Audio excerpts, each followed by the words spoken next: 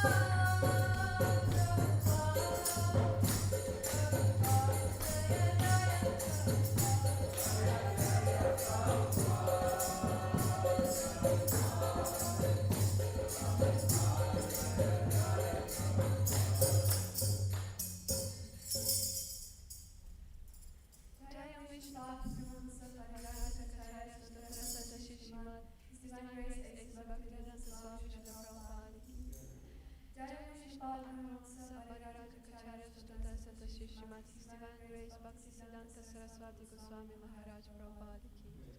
Ananta Koti Vaishnava Vrinda ki jai. Namacharya Shila Haridas Thakur ki jai. Prem se kaho Shri Krishna Chaitanya Prabhu Nityananda Shri Advaita Gadadhar Shivasadi Gaur Bhaktivedanta ki jai.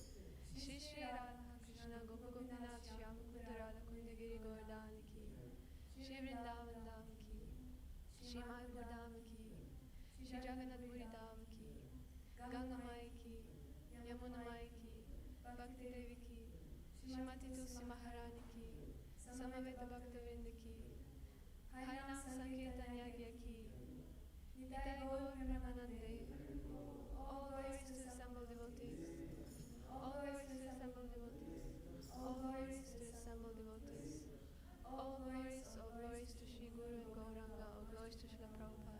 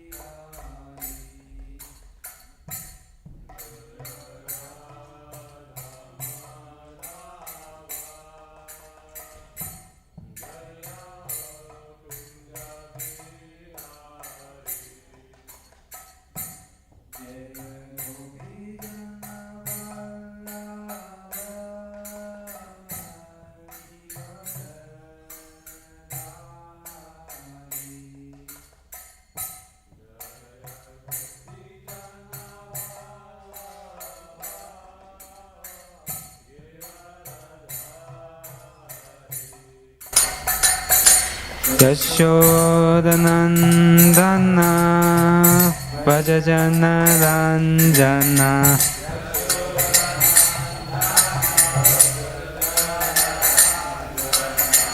Yamunadira Vanachari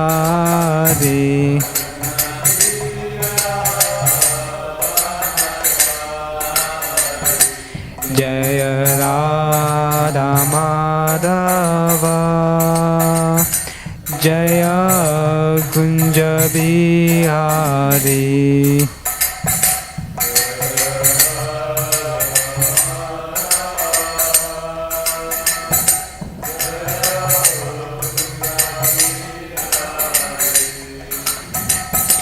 Jaya Gopi Jana Vallabha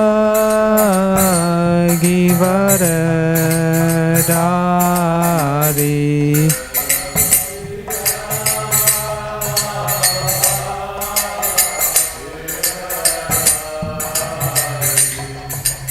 Yashodanandana Vajajana Ranjana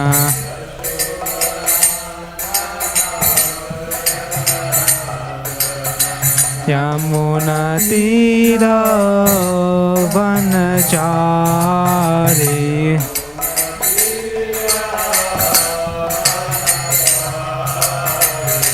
Jaya Radha Madhava Jaya Kunja Bihari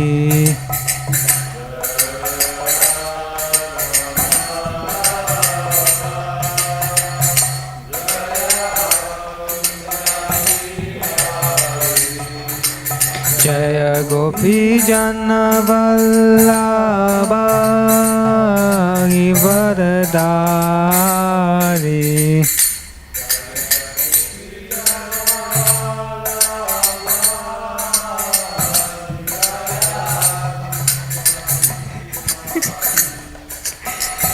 Yashodanandana Vajajana Ranjana Jana Ranjana Yamunatira Vanachari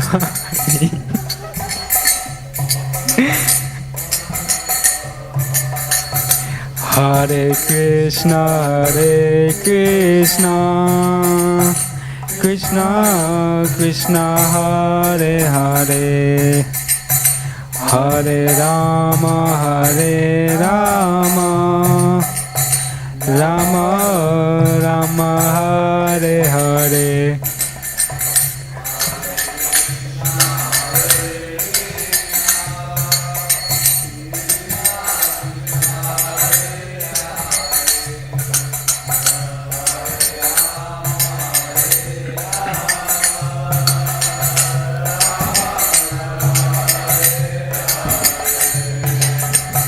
Hare Krishna Krishna Krishna Hare Hare Hare Rama Rama Rama Hare Hare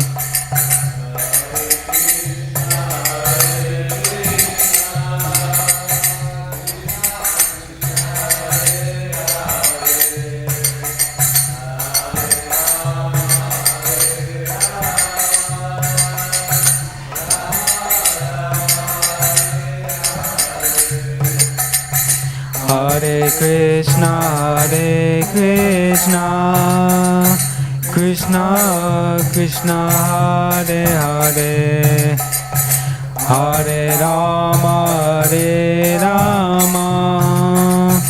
Rama Rama Hare Hare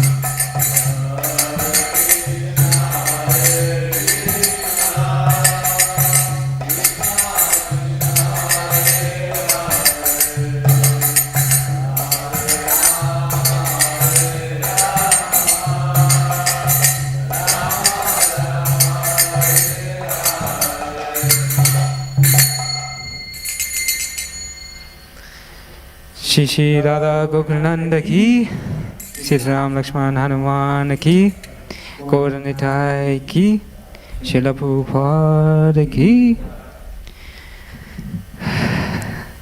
Hare Krishna. So we're reading from Bhagavad Gita, chapter 4, verse 20.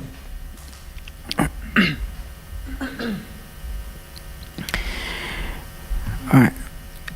Tyaktva karma pala sangam nitya tripto nirasaya karmani abhi pravarito api naiva kinchit karoti sa. Tyaktva karma pala sangam nitya tripto nishidarai karmani abhi pravarito api naiva kinchit karoti sa.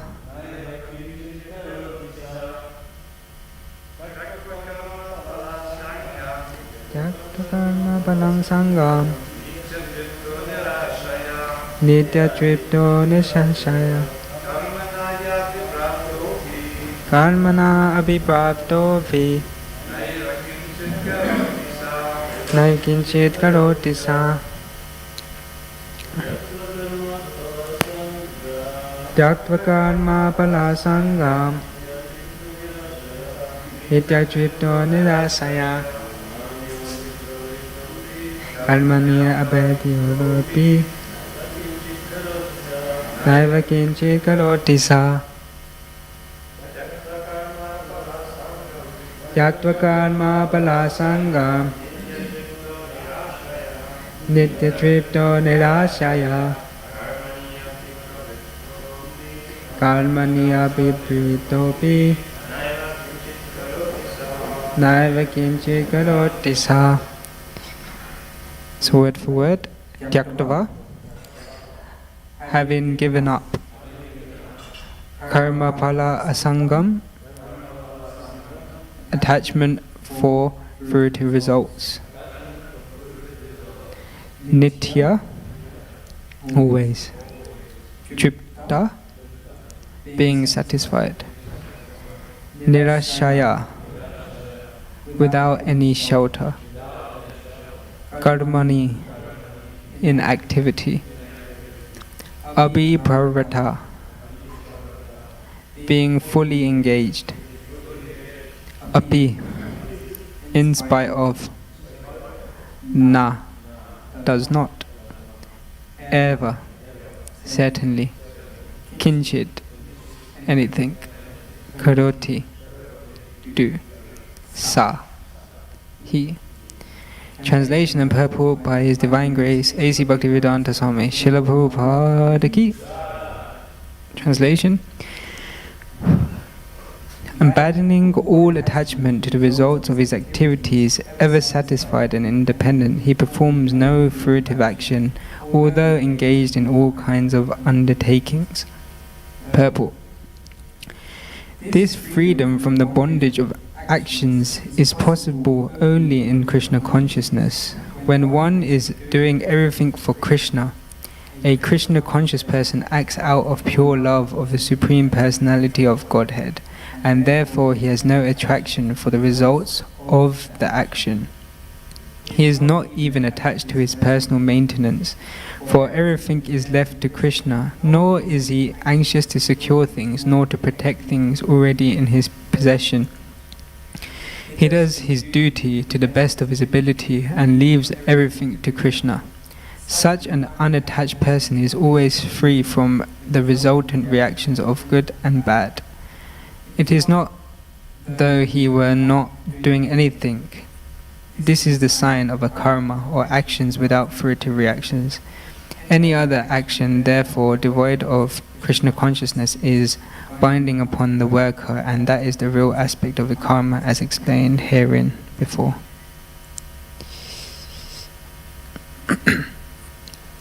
Omegyantimidandasya Gyananjana Shalakaya Chakshunum Miridamyena Tasmai Shri Gurave Namah Shri Chaitanya Manobishtam Stapitam Yena Bhutale Swayam Rupa Kadamayam Tadati Swapadantikam Vandeham Shri Guru Shri Yuta Padakamalan Shri Guru Vaishnavamscha Shri Rupam Sagrijatam Sagana Lagitam Vitam Tam Sajivam Sadvedam Sadvaduram Parijana Sahitam Krishna Chaitanya Devam Shri Radha Krishna Padan Sagana Lalita Shri Vishakam Vitamscha He Krishna Karana Sindhu Dina Bandho Jagatpate Gopesha Gopika Kanta Radha Kanta Namostite Tapta Kanchana Gorangi Vrindavaneshvare Vishabhanu Sutta Devi Pranamami Hari Priya Vancha Kalpatarubhyascha Kripa Sindhubhya Cha Patitana Bhavanebhyo Vaishnavebhyo Namo Namaha Shri Krishna Chaitanya Prabhu Nityananda Shri Advaita Gadada Shivasadi Gaura Bhaktavinda Hare Krishna Krishna Krishna Hare Hare Hare Rama Rama Rama Hare Hare Srila Prabhupada Ki. So I'd like to ask for the blessings of all the Vaishnava watching and for the Vaishnava also in the temple room and online. Thank you for the seniors for allowing me to speak, have this opportunity to speak. I pray I can say something relevant and something that will allow one to advance in their spiritual life in some way or another. So let's begin. So in the last verse, it explained that for one to have karmic reactions, they must have knowledge. For one not to have karmic reactions, they must have knowledge. Now in this verse, Krishna is explaining that one can just give up the fruits of their activities, but how can one do so? One must be situated in Krishna consciousness to do so. In my early stages of Krishna consciousness, I couldn't kind of wrap my head around being detached from the fruits of my labor.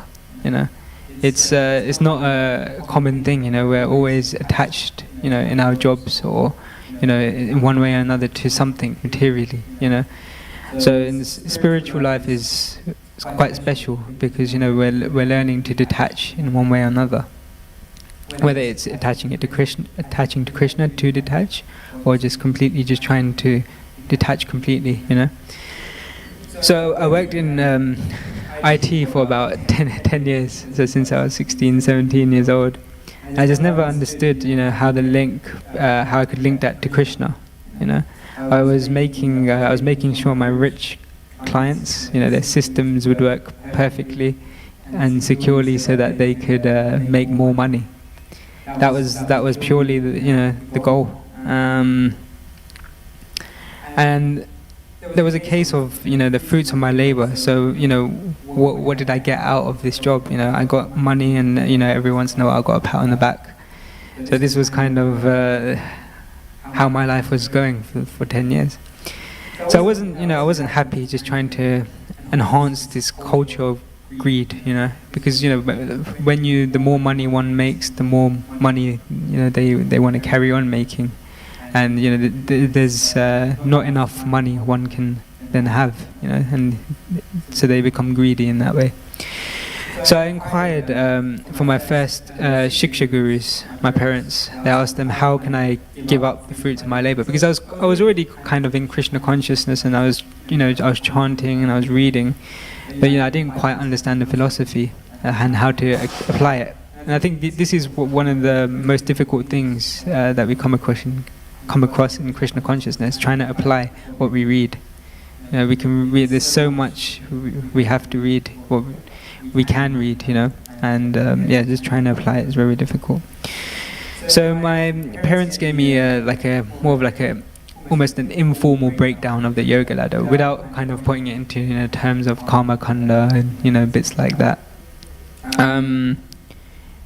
And this is how I slowly kind of elevated through my life in just kind of trying to detach from certain situations I was coming across.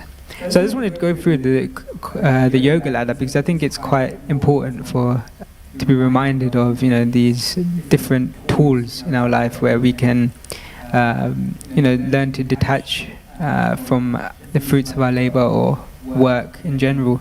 And like this can apply to both, you know, grihastas and, you know, some grihastas that may be watching online, and to brahmacharis. You know, we can definitely utilize this. So in the yoga ladder, the first thing that it comes to is animal life. That's the very bottom. So animals, all they really do is eat, sleep, mate, and defend, as we know. You know, so they don't really have the intelligence to do anymore. So if we go one step further up the ladder, then there's karma kanda, which is taking all the fruits of activities for one's gain. So, you know, this is just more about satisfying our own senses. And this is where most people are at, I think, in just generally in society. So what really separates human life and animal life? I mean, I thought about this question many times.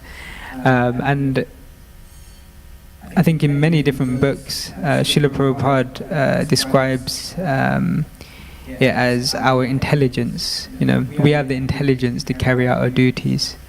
Animals don't necessarily have that intelligence, you know. They just I mean, I've given the 4 things they do. They don't know much more than that.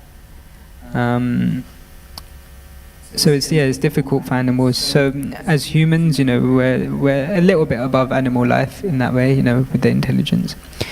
So going further, one starts to get into the kind of the karma yoga section of the ladder, and this is where, you know, where one starts to accept spirituality in this karma yoga part of the ladder. So first comes sakama karma yoga, which is when one is attached to the fruit of one's work and to the work itself. So, you know, but they still have an interest in transcendence. So I think most people, when they get into Krishna consciousness, they may be at this stage, you know, where they're trying, but they don't quite know where they fit in, you know, in society anymore. So they're still attached, you know, they've got one foot in and one foot out. It's kind of like that.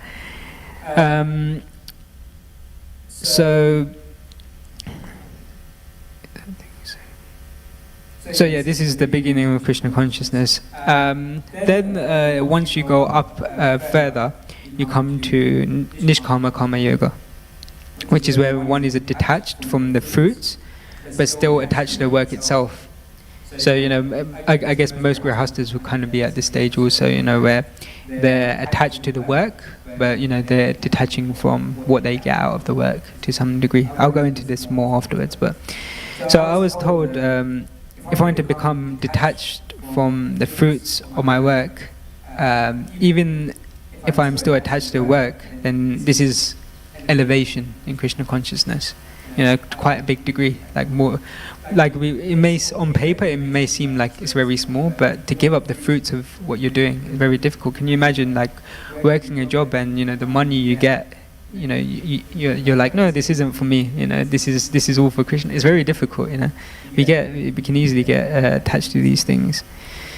So the way I started off is I started giving a percentage of what I earned to Krishna, and then from there I also started to internally tell myself I'm working out of duty to my family for now and the future. So I think this is quite a nice way of kind of looking at it, because, you know, when you're, you know, most of the times when we're looking at, you know, the fruits of our activities, we're normally talking about now. But when we put it in terms of a bigger picture of our whole life, you know, then we can kind of be in the right mindset, you know, to actually give up the fruits of our activities. So anyway, the money I earned, it would allow me to serve my family and hopefully, you know, allow them to elevate spiritually without having to worry about money. So imagine like growing up and your parents are Krishna conscious, and you don't have none of you have to worry too much about money. You just kind of can focus on spiritual life. So I think this is it's kind of like an ease of mind. You don't have to be contaminated with these things. So yeah, especially in Grihastha life, Nishkama Karma Yoga is very important, as within one can slowly start to detach and remember Krishna consciousness, and it's a gradual process where we slowly give up more and more. In some situations, I've seen many devotees on the outside, they even give up their particular occupation, and they go for more of like a occupation which is in the mode of goodness, at least. Like one example could be a pharmacist. A pharmacist may be serving, like things like contraception over the counter, or like pills and things like that, which may not be good for one's consciousness. But then there's different places a pharmacist can also work where these things they don't necessarily have to deal with. They can be working in a surgery for doing like long-term diseases and things like that. So in that way, they can we can find ways around our occupations to dovetail them to Krishna consciousness. Yeah, so in the yoga ladder, carrying on, then it goes to jnana, which is where one can perform austerities, have more knowledge about Krishna consciousness. And then it comes to kind of Astanga yoga, to control the mind and senses by meditation of the super soul at heart via the eightfold yoga system. And then obviously after that we come to bhakti yoga. As we know, it's loving devotional service to Krishna, which is the topmost. So all of these are really about lifestyle changes. I didn't want to go too much into the latter part of the yoga ladder, because in essence actually it's very difficult, as we know, because the mind and senses are so difficult to control. So I mean, just imagine you're sitting under a tree outside and you're just meditating night and day on the Paramatma. It's just, I mean, it's impossible in some ways. But this gradual system, we can still use it, the yoga system. At least the karma yoga part, I think, and the jnana yoga to some degree is a good place. But as we get to Astanga yoga, I mean, there may be yogis out there who who can actually do this, but generally in society this is quite uncommon. So we come to this point.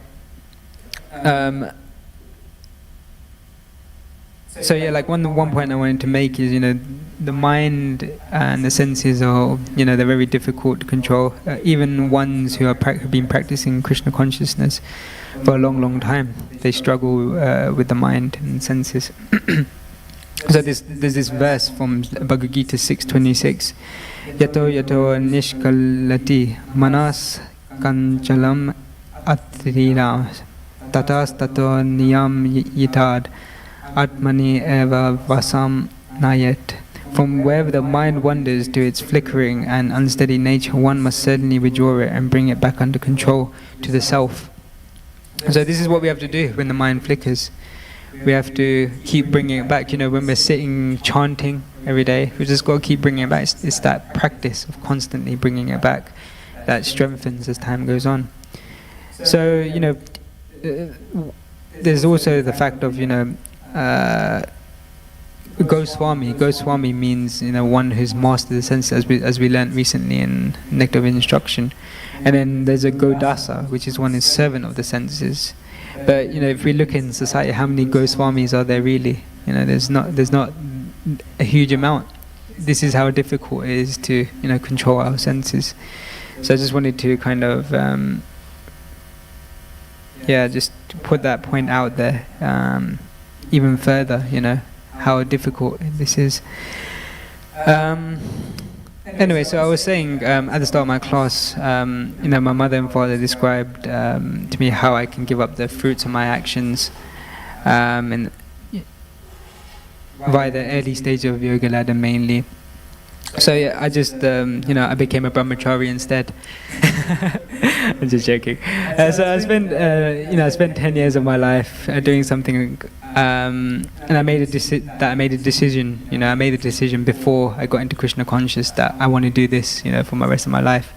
But when we don't have that Krishna conscious vision to make a good decision, especially in the schooling system, you have to kind of decide what you want to do for the rest of your life at such a young age. You're like 16 or 17, and you just don't have time to really look into it deeply. So I felt like, coming here, I felt like I needed to figure out my place in the world and get that Krishna conscious training to set me up for whatever comes. So brahmachari life, as we know, it's for training. And it's not essential. One does brahmachari training, like nowadays. Less and less people really do brahmachari training. But I think the important part is if one is able to actually understand how they can kind of not give up their duties, but dovetail their duties for Krishna conscious. I think that's the important part. Whether you become brahmachari or you don't become a brahmachari, but as long as you're situated in Krishna conscious, we need to definitely look at ways we can dovetail these things. So for me, I was kind of lucky enough that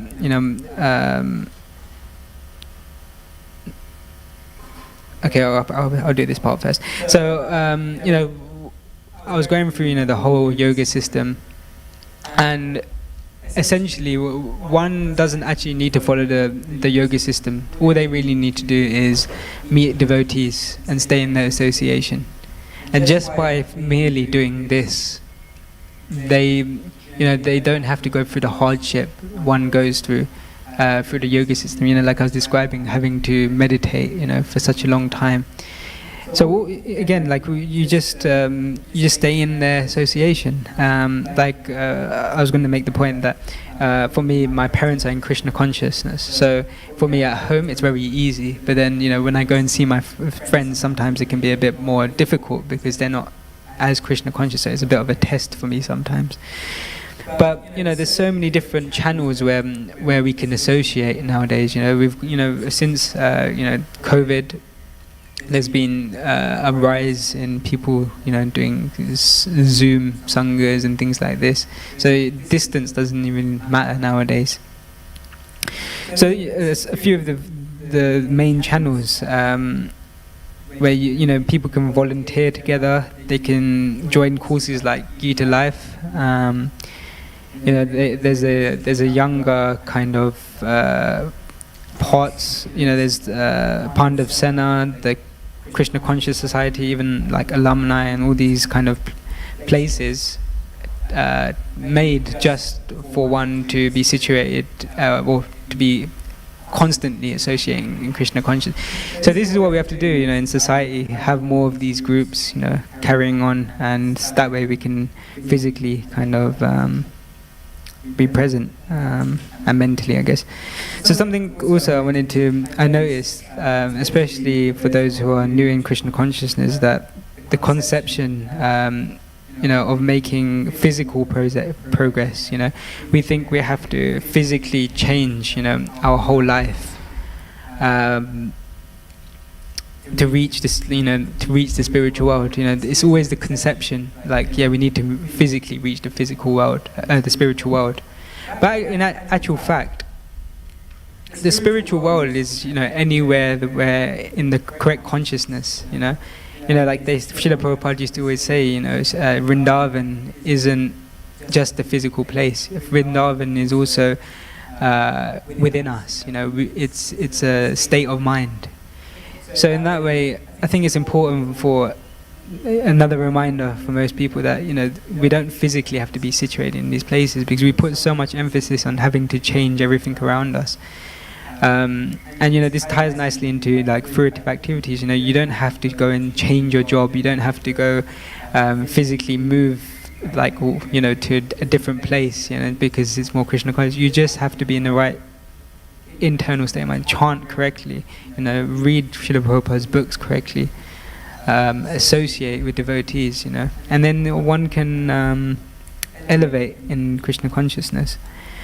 So, coming towards the end, there's this story from Srimad Bhagavatam, Canto 7, Chapter 17, where Chitraketu is flying through the universes, chanting the glories of the Lord. And he came to the Samura mountains. He saw Lord Shiva embracing Mother Parvati, and he laughed.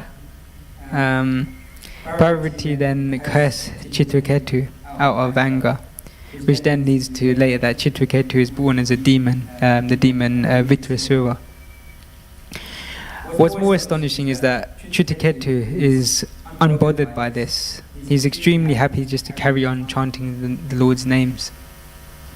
So in Srimad Bhagavatam, Canto 7, Chapter 17, Verse 17, it says, Chitraketu uvacha patadrigami te sapam atmano nijanal jilanambik deva martyaya yat pratkam purvati samhi tasyatat.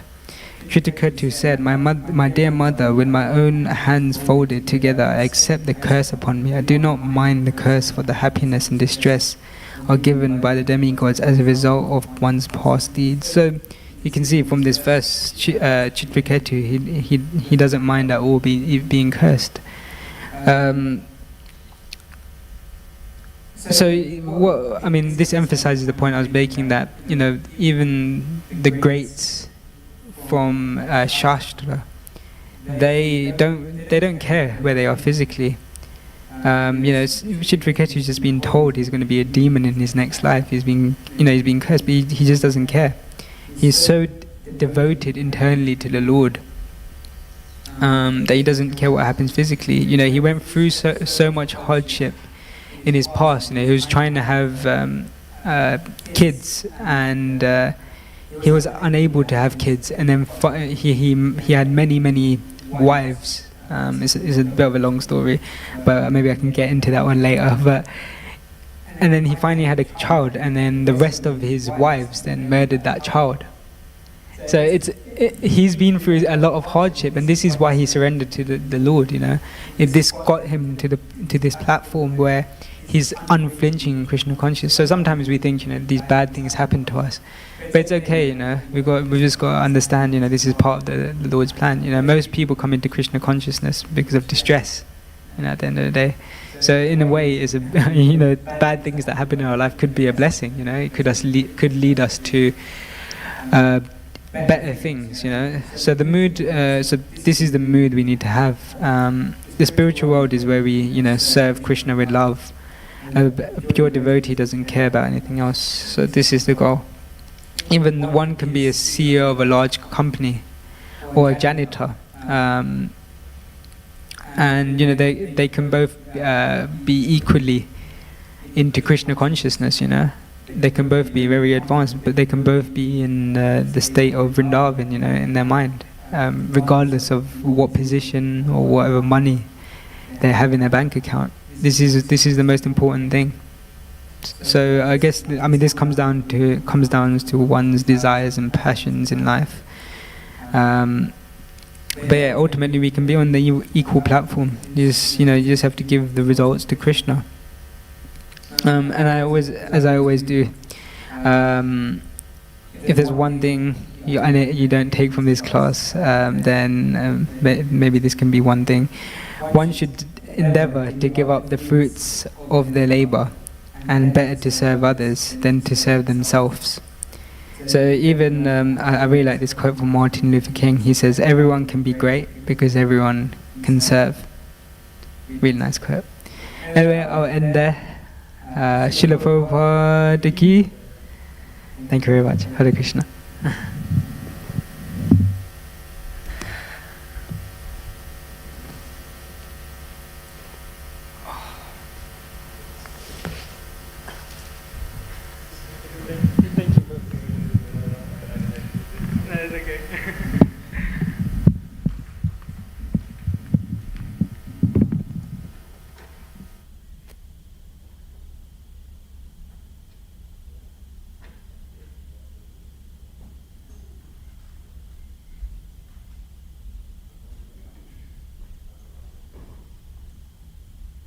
I have this sense like katas are going one way and the voice is going another way.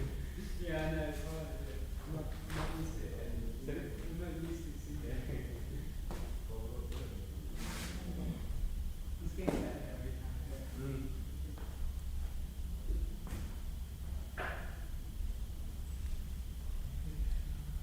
Was it class okay? Anything I can improve on? Please tell me. There is something I can improve on. If there is something I can improve on, please let me know.